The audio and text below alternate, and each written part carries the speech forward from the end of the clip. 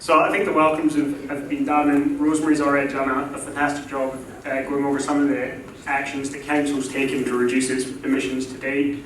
And I just wanted to talk very briefly to some of the plans we have upcoming. So we've got 300 kilowatts of rooftop solar planned to be installed in the next 12 to 18 months on some of our community-facing buildings. We'll have our first 6 sites with battery storage being added. We've committed to a community climate risk assessment and adaptation plans looking at the whole community, and those projects are all through the West Invest grant. We're continuing to transition towards zero tailpipe emission vehicles, and we're working towards a target of 100% of our light vehicles being electric by 2030. We've got one of our EVs out front. If anyone wants to have a look into any of the breaks, you're welcome to go and have a look. We're also continuing looking at the consumption of our site, and particularly water monitoring is an area we've looked at, and we've saved over 50 million litres of water by understanding the data and usage of our sites. So we're really looking to continue that focus. We're also looking at ways we can transition away from gas in our buildings. And I guess that covers a lot of the obvious emissions in terms of the energy use, the transport, but we also have our Towards Zero Waste strategy, which is another important component. As part of that, we're working towards the delivery of a food and garden organics collection to all residents in the mountains by 2026.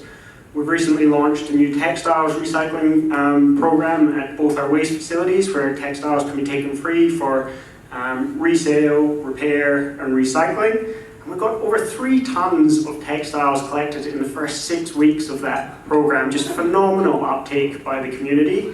We've recently launched blister pack recycling, and we got there before War on Waste, so that was very pleasing. And we're also continuing to support the community through our home composting programs, education and workshops around food waste avoidance as well. So another important component to be aware of is our involvement with Resilient Sydney program. And a key component of that is 23 local councils in Greater Sydney working together, and they provide us with a great portal with data on our community emissions. They collate it from all the different sources and give us a platform where we can analyse that data. And I love data, but I'm going to skim over it because I don't want to bore everyone. But if we look at a snapshot of our emissions, we can see that 75% of all our community emissions come from the household sector, and the other 25% is across the variety of kind of non-residential uses. If we look at the actual sources of these emissions, 42% of our emissions come from electricity. The next biggest one is transport, and then we've got waste and gas as the kind of other big users. And I'm just going to follow electricity down just to show the level of detail we have. It might help kind of shape some of the actions you're thinking about as we go through the day. So we can see the breakdown of electricity use by residential, non-residential. So 35% is from non-residential, and our key users there are retail, health and commercial activities. And in the residential, 65% of all our electricity comes from there, and primarily from detached households, which is very different to some other local government areas. So we can then overlay that onto a map, and we can see how much electricity is used in every single one of our villages. As you can see, the largest villages use the most energy. No great surprises there. But we can then overlay that on a per dwelling usage. So we can map across the village how much, across the towns, how much electricity is being used on a per household basis. And you can see that actually changes the map, and it's significantly heavier usage in the lower mountains than the upper mountains. And as I was going through this, I got curious about solar penetration as well. So we can overlay the per household installed solar across all our villages, and again, you see a different pattern. You do have fairly good penetration in the lower mountains where that higher usage is, and probably the better business case and financial benefit is, and then it kind of drops off a little bit as we go up the mountains. And really, I just wanted to give that an overview. We have that level of detail for things like water use, transport, gas use, We even have it for canopy cover, so the tree coverages across all our villages through the Resilient Sydney platform.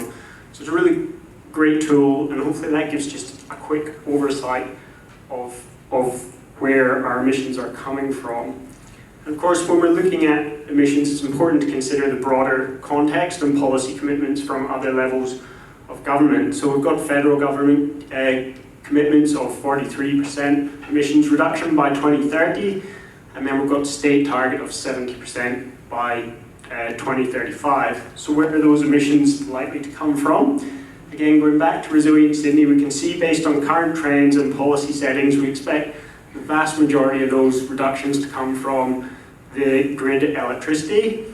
And for some of the other ones that we're looking at, you've got reductions from minimising waste, reductions from transitioning to electric vehicles, getting food out of landfill is another major one. And then there's kind of less, but still some savings from efficiencies in existing buildings and higher energy efficiency standards in new buildings.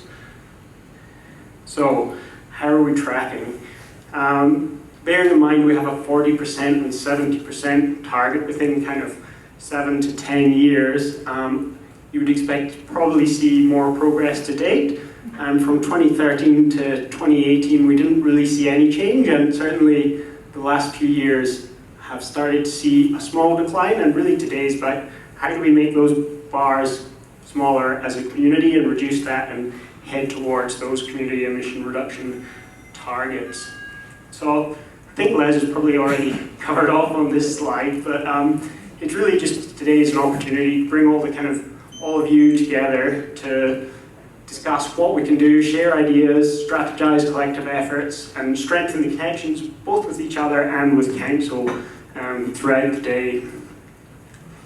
And just before I hand over to Liz, just a final kind of quote, and this is from New South Wales Government, and it's really recognising the collective effort we need. So reaching net zero emissions cannot be achieved by any single stakeholder or level of government alone.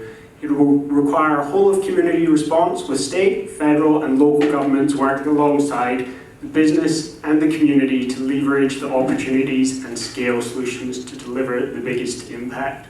And I thought that was just a good place for me to stop and hand over to Liz.